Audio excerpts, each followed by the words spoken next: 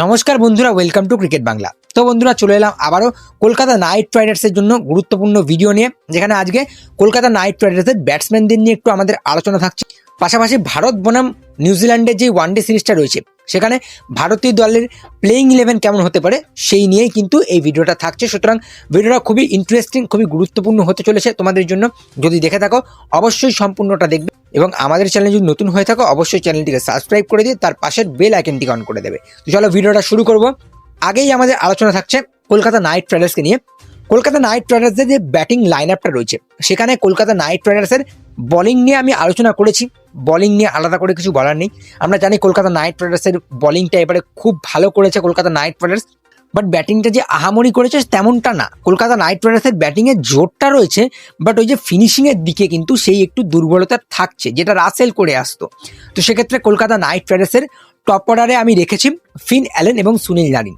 সেখানে অনেকেই মতবাদ করেছে যে আজিঙ্কে রাহানে কিন্তু ফিন অ্যালেনের সাথে ভালো একটা ওপেনিং জুটি হতে পারে, Finn Allen plus Ajinkya Rahane. But আমি Finn Allen plus Sunil Narine রাখছি। দুদিক থেকে একটু অ্যাটাক দেবো। দুদিক থেকে যদি অ্যাটাকটা হয় ফিন অ্যালেন সুনীল নারায়ণের, সেক্ষেত্রে কলকাতা নাইট রাইডার্স কিন্তু মানে প্রথম দিকে শুরুটা ভালো করতে পারবে। তারপরে মিডিলে স্পিন খেলার মতো প্লেয়ার রয়েছে, আজিঙ্কে রাহানে রয়েছে, আঙ্গাক্রিস রঘুবংশী রয়েছে, ক্যামেরন গ্রিন রয়েছে। সেক্ষেত্রে সেটা নিয়ে পরে ভাবা যাবে, আগে আমাদের টপ অর্ডার নিয়ে ভাবতে হবে। টপ অর্ডারে কে ফিন অ্যালেন আর সুনীল নারায়ণকে আমি আপাতত রাখছি। সেখানে টিম সাইফারের অপশন রয়েছে, এবং তারা একটা সুনীল নারায়ণের ব্যাকআপও রেখে দিয়েছে।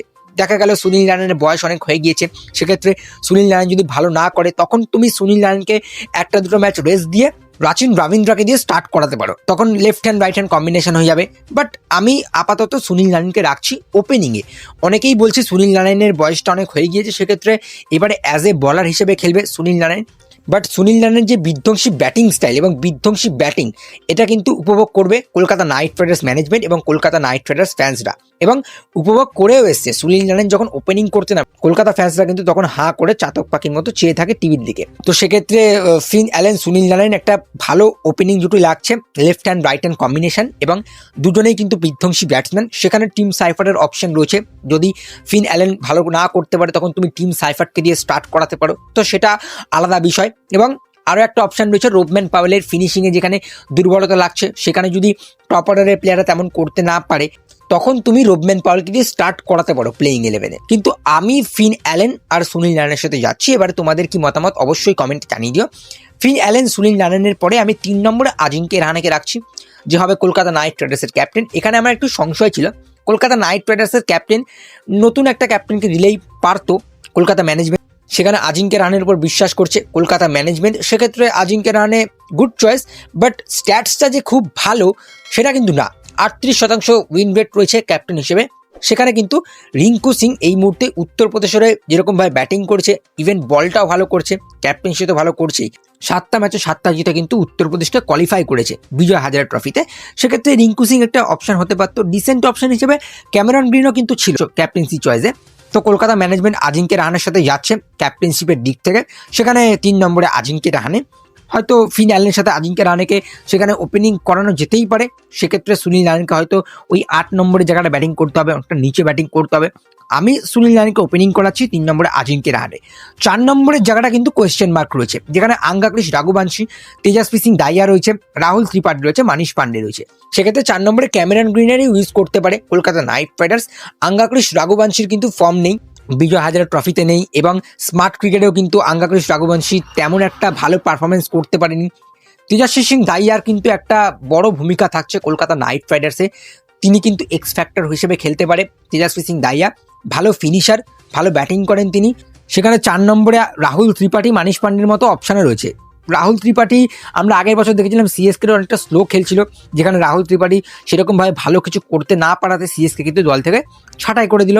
এবং মনীষ পান্ডেও যে খুব একটা ভালো করবে বা খুব একটা ভালো করতে পারে তেমনটা কিন্তু মনে হচ্ছে না। তো সেক্ষেত্রে ক্যামেরন গ্রিনকে আমার মনে হচ্ছে 4 নম্বরে খেলতে পারে। সেখানে আঙ্গাক্রিস রঘুবংশী, তেজস্বী সিং দাহিয়া, রাহুল ত্রিপাঠী, মানিশ পান্ডের অপশান রয়েছে। আঙ্গাক্রিস রঘুবংশীকে ট্রাই করতে পারে কলকাতা নাইট রাইডার্স। ক্যামেরন গ্রিনকে 4 চাইলেই খেলানো যেতে পারে, যেটা ম্যানেজমেন্টের উপরে।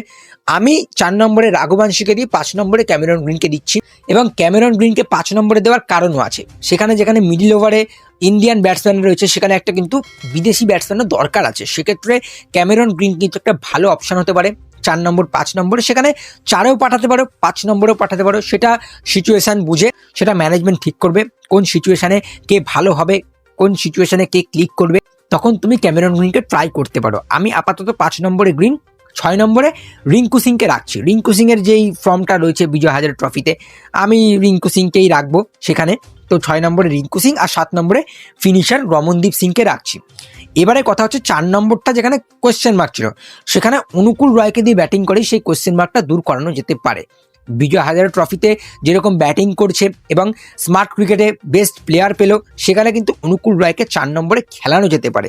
অনুকূল রয় কিন্তু 4 নম্বরে ভালো করবে এবং অনেক ফ্যান্সরাই বলেছে অনুকূল রয় কিন্তু 4 নম্বরে ভালো খেলবে। সেক্ষেত্রে অনুকূল রয় একটা অপশন হতে পারে 4 নম্বরে।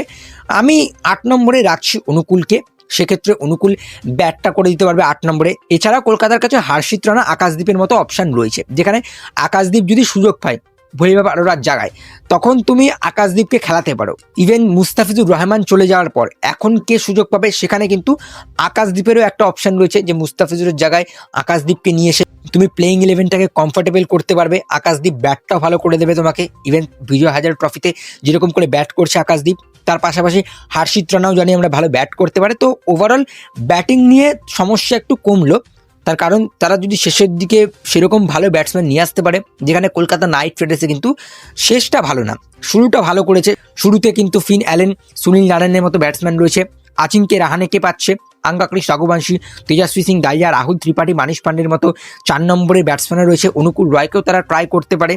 ক্যামেরন গ্রিনের মতো ব্যাটসম্যান রয়েছে, সেখানে ক্যামেরন গ্রিনকেও আমরা টপে দেখতে পারি। দেখা গেল ক্যামেরন গ্রিনের সাথে সুনীল নারায়ণকে ওপেনিং করিয়ে তুমি ফিনিশিংয়ের দিকে পাওয়েলকে দিয়ে শুরু করাতে পারো, সেক্ষেত্রে ফিনিশিংটা তোমার স্ট্রং হবে।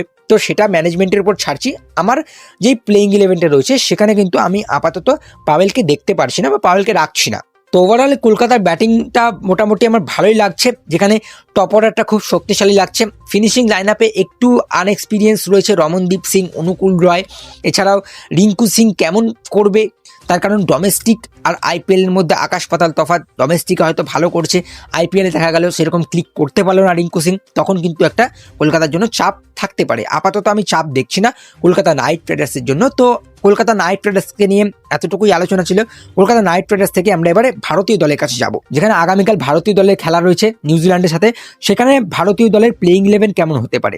প্লেইং 11-এ ভারতীয় দলের ওপেনার হবে রোহিত শর্মা, শুভমান গিল। ভারতীয় দলটা 2023 সালে যেরকম করেছিল সেরকমটা কিন্তু করা যেতেই পারে। সেখানে রোহিত শর্মা, শুভমান গিল ওপেনিং, 3 নম্বরে বিরাট কোহলি, 4 নম্বরে শ্রেয়াস আইয়ার। তো টপ 4 আমরা 2023-এর টপ 4 আমরা পেয়ে যাচ্ছি। ক্যাপ্টেন যেখানে শুভমান গিল রয়েছে, সেখানে পার্থক্য একটাই, 2023-এ ক্যাপ্টেন ছিল রোহিত শর্মা, সেখানে হয়তো শুভমান গিলই 2027-এর ক্যাপ্টেন হতে পারে। তো পার্থক্য শুধু এখানেই রয়েছে। বাকি top 4 Rohit Sharma, Shubman Gill, Virat Kohli, Shreyas Iyer.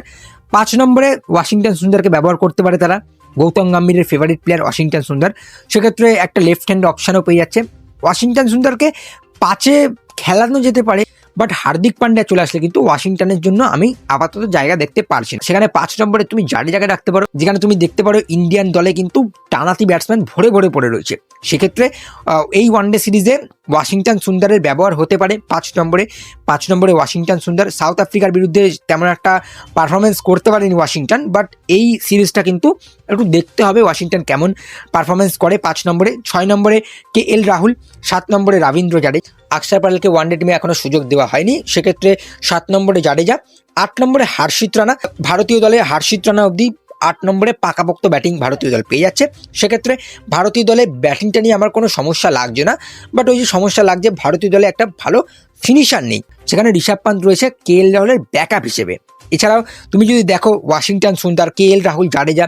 South Africa সিরিজে তুমি দেখতে পারবে শুরুটা ভালো করছিল রোহিত শর্মা, যশস্বী জয়সওয়াল, বিরাট কোহলি, ঋতুরাজ গায়কোয়াড়। শুরুটা প্রথম দিকে ভালো করছিল তারা, বাট ফিনিশ করার সময় কিন্তু ভারতীয় দল একটু হাবুডুবু খাচ্ছিল, যেখানে জাডেজা অনেকটা স্লো খেলছিল। KL রাহুলকে নিয়ে আমার আপাতত কোনো ইস্যু নেই।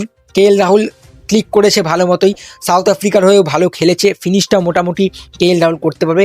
হিউজ এক্সপিরিয়েন্স রয়েছে এই ভারতীয় দলে। সেখানে ওয়াশিংটন সুন্দর এই সিরিজ থেকে যখন বেরিয়ে যাবে তখন কিন্তু হার্দিক পান্ডিয়ার আগমন হবে 5 নম্বরে। তখন তুমি জাডেজাকে 5-এ খেলিয়ে হার্দিককে সাথে খেলাতে পারো। সেই 2023-এর মতোই ওয়ার্ল্ড কাপের দলটা তৈরি হচ্ছে। তো এবারে প্লেইং 11-এর দিকে আসবো, যেখানে 7 নম্বরে জাডেজার পর 8 নম্বরে আমি হর্ষিত রানাকে রেখেছি, 9 নম্বরে কুলদীপ যাদব, 10 নম্বরে আর্শদীপ সিং এবং 11 নম্বরে মোহাম্মদ সিরাজ। মোহাম্মদ সিরাজের জন্য এই সিরিজটা খুবই ইম্পর্টেন্ট হতে চলেছে। বাট এখানে আমি একটুখানি ভারতীয় ম্যানেজমেন্টের কাছে বিসিসিআইয়ের উপরে একটু ক্ষুব্ধ হয়েছি যে প্রসিদ্ধ কৃষ্ণার জায়গায় কিন্তু স্বামীকে আবার ফিরিয়ে আনা যেতে পারতো। সেক্ষেত্রে বিসিসিআই ম্যানেজমেন্ট, বিসিসিআই সেক্রেটারি ভারতীয় দলটাকে 2023-এর মতো যদি তৈরি করতে পারে সেক্ষেত্রে আমি খুব খুশি হব। সেখানে যদি স্বামী, বুমরা, সিরাজের জুটিটা যদি আবার আমরা দেখতে পারি সেক্ষেত্রে কিন্তু 2023-এর মতোই দল তৈরি হচ্ছে। 2023-এ যে ভারতীয় দল খারাপ ছিল তেমনটা কিন্তু না, একটা ম্যাচ খারাপ খেলে দিয়েছে, যেখানে অস্ট্রেলিয়া খুব ভালো খেলে দিয়েছিল ফাইনালে, তাই জন্যই কিন্তু ভারতীয় দল হেরে গিয়েছিল। তো সেক্ষেত্রে ভারতীয় দল ওয়ানডে সিরিজে কেমন করবে নিউজিল্যান্ডের বিরুদ্ধে সেটা দেখার বিষয়। ওভারঅল প্লেইং 11-এ রোহিত শর্মা, শুভমান গিল ওপেনিং, 3 নম্বরে বিরাট কোহলি, 4 নম্বরে শ্রেয়াস আইয়ার, 5 নম্বরে ওয়াশিংটন সুন্দর, 6 নম্বরে কেএল রাহুল, 7 নম্বরে রবীন্দ্র জাডেজা, 8 নম্বরে হর্ষিত রানা, 9 নম্বরে কুলদীপ যাদব, 10 নম্বরে আর্শদীপ সিং, 11 নম্বরে মোহাম্মদ সিরাজ। 3টে ফাস্ট বোলার, 3টে স্পিনার ভারতীয় দল পাচ্ছে। তো ওভারঅল এই প্লেইং 11টা আমার বেশি ব্যালেন্স লাগছে এবং এই প্লেইং 11টাই প্রথম ওয়ানডেতে ব্যবহার করবে ভারতীয় দল। তোমাদের কেমন লাগলো ভিডিওটা অবশ্যই জানিও। তোমাদের কি মতামত কলকাতা নাইট রাইডার্স এবং ভারতীয় দলকে নিয়ে সেটা অবশ্যই কমেন্টে জানিও। আর ভিডিওটা ভালো লাগলে অবশ্যই লাইক করে দিও, বেশি বেশি করে শেয়ার করে দিও। আমাদের চ্যানেলে প্রথমবার এলে চ্যানেলটিকে সাবস্ক্রাইব করে দিয়ে তার পাশের বেল আইকনটিকে অন করে দিও। চলো আজকে আর বেশি কিছু বলবো না, টাটা।